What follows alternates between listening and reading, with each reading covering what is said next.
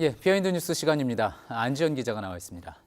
안 기자, 첫 번째 키워드부터 열어볼까요? 네, 첫 키워드는 셀프 디스입니다. 예, 셀프 디스라고 하면은 자기 스스로를 깎아내리는 그런 이야기잖아요.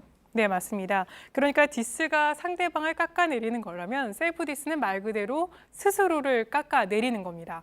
정치권에서도 이 셀프 디스를 하곤 하는데 최근에는 민주당 최재성 의원이 셀프 디스를 시도했는데요. 이는 영상으로 한번 살펴보시죠. 예.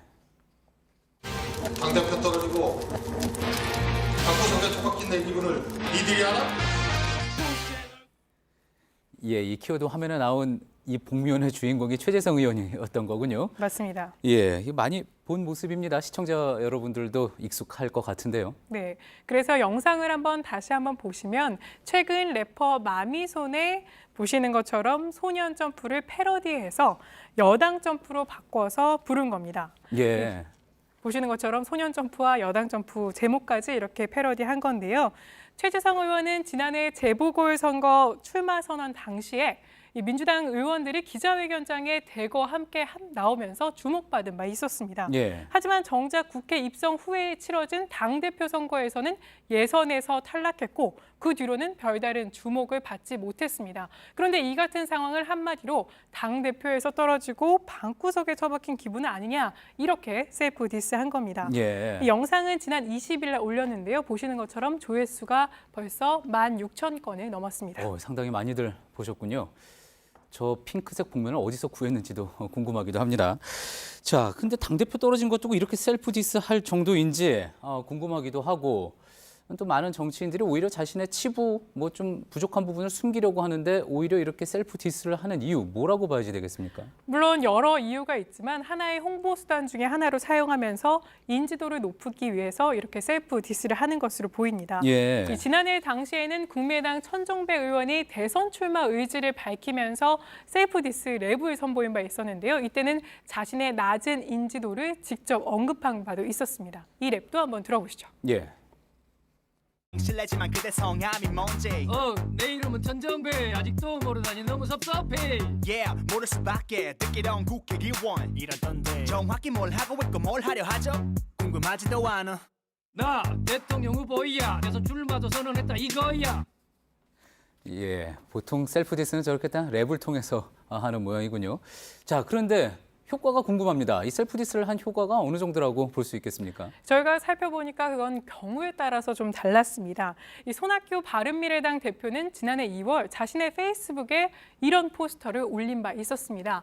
인생은 타이밍이다. 손학규가 결단하는 날엔 무언가가 터지는 우픈 현실 이렇게 하면서 울고 있는 자신의 모습을 포스터로 올린 바 있었습니다. 예, 과거에 저희 비하인드 뉴스에서도 종종 소개를 했었습니다. 맞습니다. 그런데 이 포스터가 올라오자마자 이 측은한 이미지를 잘 세웠다 이런 평가가 나오면서 셀프 디스 자체는 굉장히 효과적이었다 이런 반응이 많이 나왔습니다. 예. 이런가 하면 2016년 총선을 앞두고 당시 새누리당에서는 김무성 의원이 셀프 디스 영상을 올린 바 있었습니다. 예. 영상을 보시면 무성이 옥새 들고 나르샤 이렇게 하면서 당시 옥새 파동 논란을 정면으로 언급했는데 이 영상에 대해서는 반성의 모습이 보이지 않는다 이런 비판적인 목소리가 나오기도 했었습니다. 예. 자, 그래도 물론 셀프 디스, 뭐 워낙 정치권에서는 자랑 일색인 상황에서 분명히 눈에 띄게 하는 효과는 있는 것 같습니다. 다음 키워드로 한번 가볼까요? 네, 다음 키워드는 흉상 논란입니다. 예, 누구의 흉상이 논란이 되고 있는 겁니까? 네, JP 김종필 전 국무총리의 흉상이 논란이 되는데요. 자유한국당 정진석 의원이 어제 오후에 페이스북에 이런 글을 올렸습니다. 제막식이다, 흉상 제막식이다고 했는데 보시는 것처럼 김종필 전 국무총리의 흉상 제막식의 사진을 이렇게 올린 겁니다. 예. 자, 공주고, 충남 공주고라고요? 김종필 전 총리의 모교이기도 한 모양이군요. 네, 맞습니다. 그런데 이 김종필 총리의 이 흉상 제막식이 열릴까지는 우여곡절이 참 많았습니다.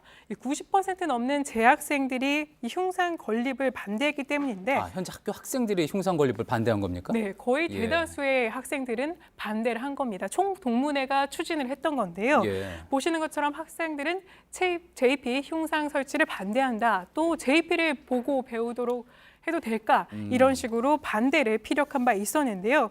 그러니까 김 전 총리가 5.16 쿠데타와 한일 협정에 직접적인 관련이 있는 분이고 그렇기 때문에 공주고 학생들의 자부심을 지켜달라며 이렇게 건립 반대 의사를 밝혔던 겁니다. 그렇군요. 앞서 정진석 의원 페이스북에서 제막식은 했다고 했잖아요. 그러면 흉상 어떻게 됐습니까? 세워졌습니까?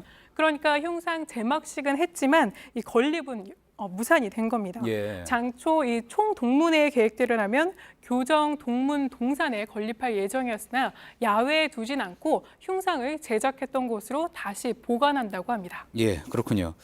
자, 그건 꼭 이번뿐만이 아니라 정치인의 흉상이나 동상, 항상 어떤 이런 정치적인 논란에서 자유롭지 못했던 것 같습니다. 네, 맞습니다. 반기문 전 유엔 사무총장의 경우에도 그랬는데요.